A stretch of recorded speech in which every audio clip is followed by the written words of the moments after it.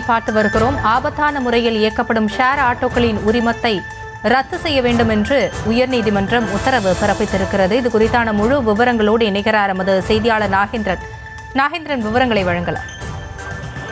வணக்கம் ஹாசினி. ராமநாதபுரம் மாவட்டத்தைச் சேர்ந்த செல்லப்பாண்டியன் உயர்நீதிமன்ற மதுரை கிளையில் ஒரு மனுவினை தாக்கல் செய்திருக்கிறார். ராமநாதபுரம் மாவட்டம் பசுமன் கிராமத்தில் புறநகர் அந்த பகுதியில் ஷேர் ஆட்டோ சென்று கொண்டிருந்த போது எதிரே வந்த போலீஸ் வேன் மீது மோதியது. இதில் 3 பேர் உயிரிழந்தனர். இது குறித்து கமுதி காவல் நிலையத்தில் வழக்கு பதிவு செய்து நீதிமன்றத்தில் வழக்கு தொடர்ந்தனர். இறுதியில் குடிபோதையில் ஆட்டோ ஓட்டுநருக்கு செல்லப்பாண்டியனுக்கு 2 ஆண்டு அந்த சிறை தண்டனை வழங்கி ராமநாதபுரம் மாவட்ட நீதிமன்றம் உத்தரவிட்டது. இந்த உத்தரவை எதிர்த்து செல்லப்பாண்டியன் மேல்முறையீடு மனு தாக்கல் செய்திருந்தார்.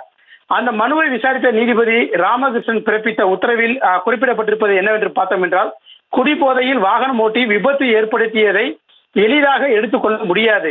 நீதிமன்றம் வழங்கிய தண்டனையை உறுதி செய்யப்படுகிறது. குறிப்பாக அரசாங்கம் இந்த ஆபத்தான விதிமீறல் விகிதத்தையும் அதன் விளைவாக மனித உயிர் இழப்புகளையும் கவனத்தில் கொள்ள வேண்டும். எனவே அதிகமான நபர்களை ஏற்றிச் செல்லும் ஷேர் ஆட்டோக்கள் சட்டவிரோதமாக செயலை தடுக்க வேண்டும்.